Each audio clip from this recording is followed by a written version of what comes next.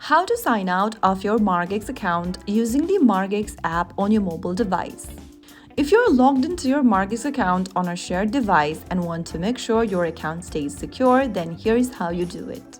First of all, launch open Margex application on your mobile device, and from the home page, go ahead and tap the settings button at the bottom right corner.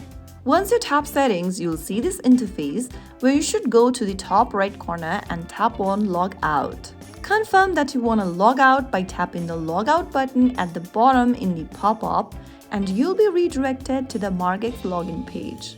And there you have successfully logged out of Margex in just a couple of steps. Signing out of your Margex account only takes a few seconds, but it plays a big role in keeping your crypto assets safe.